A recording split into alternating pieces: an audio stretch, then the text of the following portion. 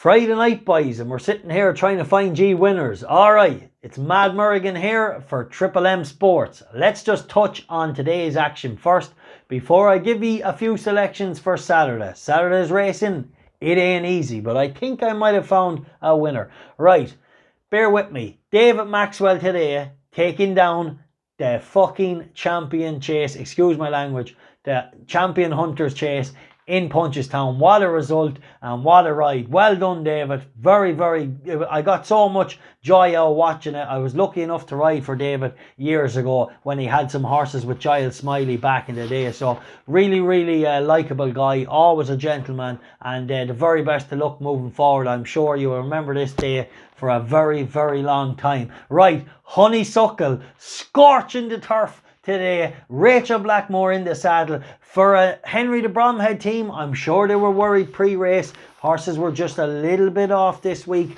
but anyway, you can't keep a superstar down. What a mare she is. Young Sean O'Keefe as well, bagging a double, and Willie Mullins getting more winners. And as well, Gavin Cromwell, a welcome winner in the bumper. Looks another nice type, so well done, Gavin. Bouncing back after a tough week as well for the stable. So really nice to get the winner. Right, let's quickly touch on Asterion Forlange. Brian Cooper, a brilliant ride today. Absolutely travelled really nice, filled the horse with confidence, and as they say, the rest is history. Let's see, hopefully Asterion Forlange, after a slow start to his chasing career, hopefully can end up back where he belongs, in graded company. Right, really good weight carrying performance today, so I really have hopes from moving forward. Right, let's touch on tomorrow. Let's just go to the Guineas. Alright, I have a selection in the Guineas. It's probably a bit late now. It looks like the money's all coming from, but I always had an angle with the Hills team. If they had a runner that won a maiden first time out, it was always pretty decent. This horse has really, you know, shad well as well, especially that operation with the well-bred pedigrees. I know they were always renowned for training, and his dad Barry was renowned, brilliant genius at letting horses come on from their run.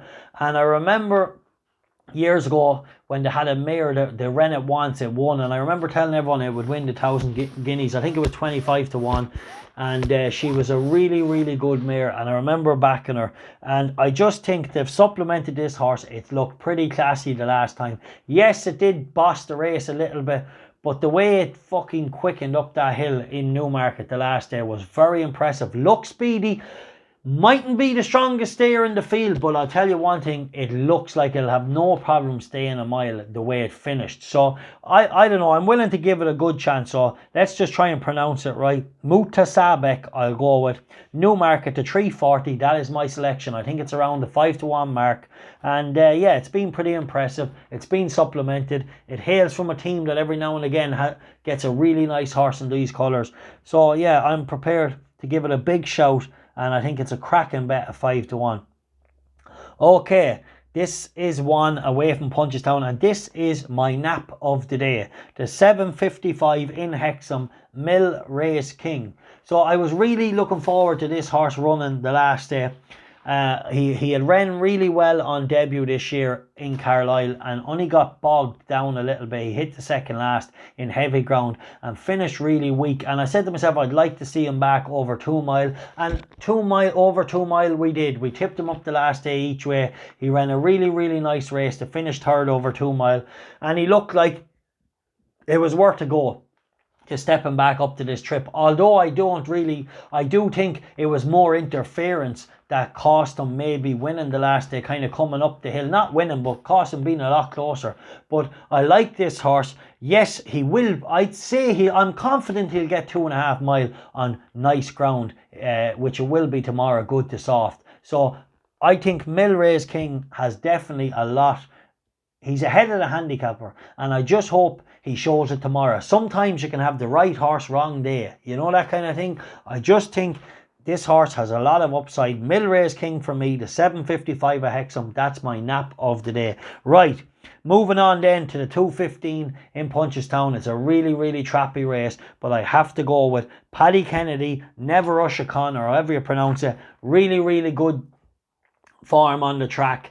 tough race. I'm not going to elaborate a lot on it. I just like the horse. I think it ran not too bad the last day in Wexford, and I think it's definitely back to repeat a good win at this course, and I'm going to take a chance Paddy Kennedy can get it done tomorrow. Right, moving on then. I have two selections. This is a wide open race, big open handicap. Mr. Fog Patches. I thought ran a really, really nice race in the Scottish National. Things went again. I ended up a bit keen in front, and came and went. Kind of one of those races. He was kind of little keen, and then all of a sudden you end up trying to get settled, and then your horse can drop the. You know what I mean? It was just a little in and out. I think Mr. Fog Patches is very well handicapped, and I think he will be bang there. And I wouldn't be surprised if he could get this done in style. Even though it is a very, very competitive handicap. Right, let's leave him there for a minute, and I'm going to give a quick mention each way to 𝗨𝗲𝗃 Artist in the race. Young Jack Foley had no luck for us today. He got wiped out at the second fence. Nothing he could do about it. Horse just jumping left on his inside, knocks him down. But I think Young Jack Foley and 𝗨𝗲𝗃 Artist at a big price can definitely run each way. Shop around for the places. There's lots of runners in this race. Don't let them mean bookies, sell you short. Right, how can I not, in the Mayor's Champion Hurdle, how can I not stick with Sky Ace, owned by lads local enough to me? What a dream this has been. And as I say, is the dream still alive? Here she goes again, another grade one. She's already completed the dream, everything, the stars. And yeah, you know what? She's a cracking each way price, 8-1. I really think she thrives on racing. She's a cracking each way price at 8-1. She thrives on her racing. I think she won well the last day. Yes, it was tight enough at the line, but she got in a little tight spot turning in, and Jolie probably had to go for her to get through that gap a little earlier than he wanted. And I just think Sky Ace definitely at 8-1, she's a cracking each way bet. It's a great price for a grade one winner the last day, lads. Right, Whisper in the Breeze in the 430. This is a motherfucking handicap. This is a hard handicap to figure out. But anyway, Whisper in the Breeze, probably not the strongest stayer in the race, but he looks like he's nicely weighted, 10-6. And I think he can probably outrun his odds. He'll be a big price. And I'm going to give a chance here to the top weight, 𝗪𝗲𝗺, or however you pronounce it, Brian Hayes in the saddle in the 430. 𝗪𝗺, or whatever way you do it. It's late, it's Friday night. I'm trying my best to get you these winners. He's around the 20-1 mark.